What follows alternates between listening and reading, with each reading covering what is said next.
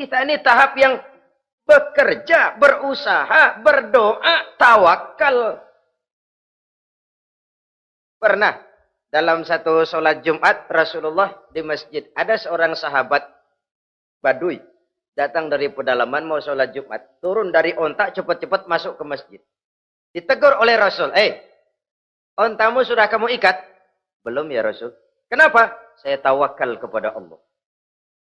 Marah Rasul. Keluar, ikat ontamu, masuk lagi ke masjid, baru tawakal. Sederhana sekali, tapi inilah gambaran kehidupan. Ikat ontamu baik-baik, baru tawakal. Kalau nggak diikat, udah tawakal, terus hilang, tawakalnya salah. Sudah diikat rapi-rapi, masih hilang juga. Nah, tawakalnya benar. Sudah usaha, sudah ikhtiar. Toh hilang juga. Gambarannya sederhana. Ikat ontamu baik-baik, lalu masuk ke masjid, barulah engkau bertawakal. Jangan onta dibiarin keliaran, lalu tawakal. Tawakalnya yang salah. Saudara-saudara kaum muslimin, rahimakumullah. Islam mengajarkan keseimbangan. Kita wajib berusaha, tapi tidak wajib untuk berhasil. Hasil itu hak prerogatifnya Allah. Berusahalah sebagaimana harusnya di satu sisi, tapi minta tolonglah kepada Allah di sisi lain. Ada keseimbangan. Orang yang terlalu panjang angan-angannya biasanya malas bekerja. Terangsang ngejar kerjaan yang gede, yang kecil kagak dikerjain.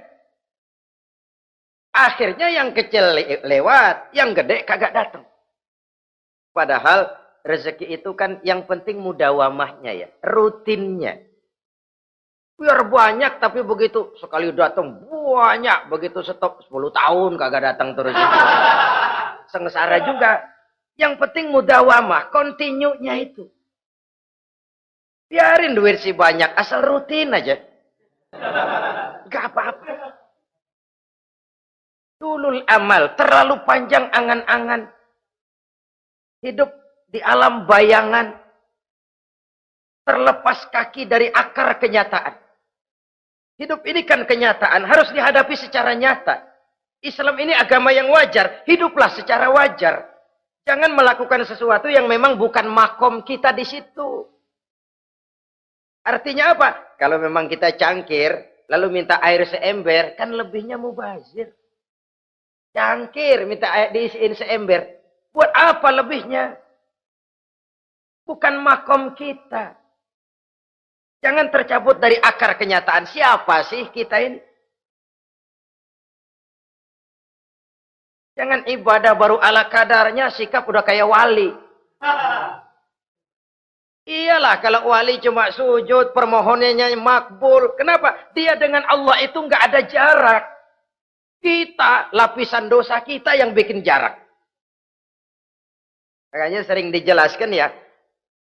Kalau ada hadis, siapa yang baca Bismillahirrahmanirrahim, dia lewat di atas air, beku itu air, dia bisa jalan di atas air. Bismillah saja bisa jalan di air.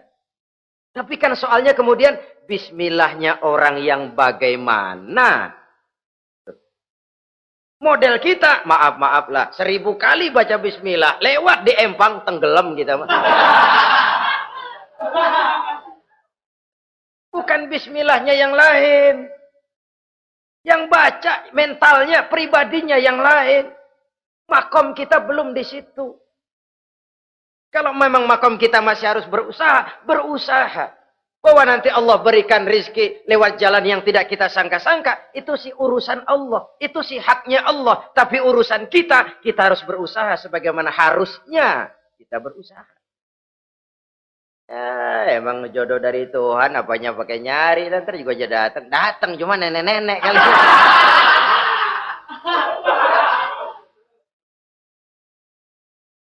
Bekerja, berusaha. Jangan terlalu panjang angan-angan. Hiduplah secara nyata, apa adanya, yang wajar-wajar saja. Tinggal di gubuk reot, hidup pakai gaya jet set. Ngagul dah. Sama merek mobil kenal banget, mobil orang-orang. Udah bukan main kalau ngomong dah. Di atas awan hidupnya. Di atas awan. Ngomong kagak ada yang kecil. Gak pakai juta udah. Miliar. Triliun. Ngerokok tetap aja ngombe. Silahkan mengharap burung terbang tinggi. Tapi punai di tangan jangan dilepas. Realitas apa? Idealisme boleh terbang setinggi langit. Tapi kaki tetap berpijak di alam realitas. Ayo kita ngambil contoh dari Rasulullah Sallallahu Alaihi Wasallam. Rasulullah itu kan dikasih mukjizat, fasilitas, tapi nggak ngandelin. Buktinya apa? Nabi hijrah ke Madinah. Itu kan manusia. Posisi kita terjepit. Ayo hijrah, hijrah, berangkat. Gak ngandelin Tuhan. Pojokin nih, dikepung. Kirim deh apaan kayak biar pada mampus nih orang ini. Enggak tuh. Enggak. Walaupun beliau punya mukjizat. Tapi enggak ngandeli. Kenapa kita enggak lihat itu? Perang Uhud kalah. Kalah. Berlumur darah dari kakinya yang mulia itu. Kalau ngandelin mukjizat, apa pantas Nabi kakinya sampai berdarah? Apa pantas sampai kalah? Kenapa enggak rekes, simsalabim, hancur musuh? Tidak, beliau tidak tercabut dari akar kenyataan. Beliau manusia, hidup dan berjuang secara manusiawi. Perkara Allah mau kirimkan mukjizat, itu haknya Allah. Waktu di Taif, saudara masih ingat. Dilontari dengan batu, menghindar ke kebun anggur. Turun malaikat Jibril, Muhammad, innallaha amaroni an uti'ak. Allah perintahkan saya datang menemuimu di sini untuk mendengar komandomu. Sekarang apa mau kamu? Kalau mau kau orang Taif yang melontari kau dengan batu hancur, saat ini saya angkat Jabal Uhud. Saya timpakan mereka biar mati semua. Bagaimana? Dalam keadaan terpojok, dilemparin batu, dikeroyokin, menghindar ke kebun anggur, turun Jibril nawarin bantuan. Apa jawab Nabi? Jangan Jibril. Jangan. Saya diutus bukan buat ngancurin orang. Saya ini rahmah bagi alam. Tapi kamu disambitin. Biarin. Saya berjuang jangka panjang Jibril.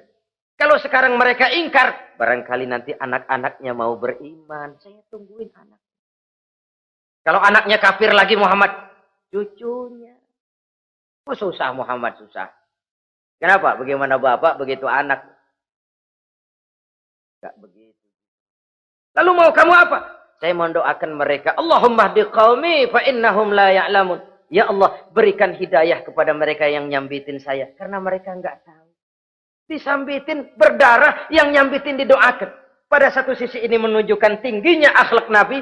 Pada sisi lain ini menunjukkan Nabi juga mengatur strategi secara manusia. Tidak simsalabim. Tidak tercabut dari akar kenyataan.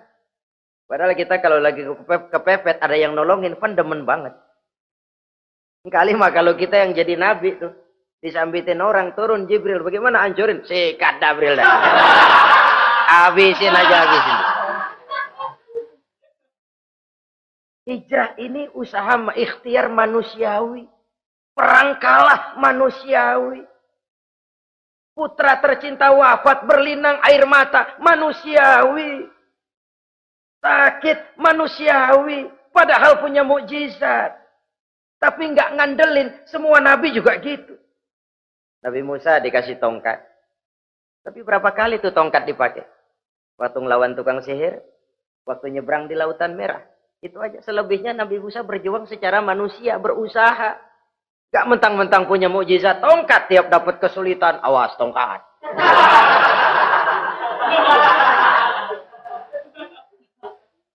Utuh manusiawi. Ini Rasul. Kenapa kita nggak lihat itu? Kenapa kita lalu tercabut dari akar kenyataan dan hidup dalam khayalan?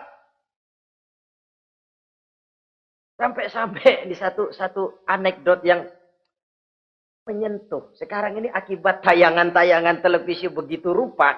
Ada seorang bapak ditanya sama anaknya. Pak, Tuhan sama Batman kuatan mana sih? Logikanya sudah dipenuhi oleh gambaran Batman. Bahwa Batman itu kuat, gagah, menolong yang lemah. Timbul logika. Kuatan mana sama Tuhan? Gitu. Pengaruh yang dia lihat itu membentuk opini. Sama juga sekarang coba lihat ibu-ibu kalau udah Cassandra itu masakan ditinggal tuh angus di dapur. Angit tuh tempe.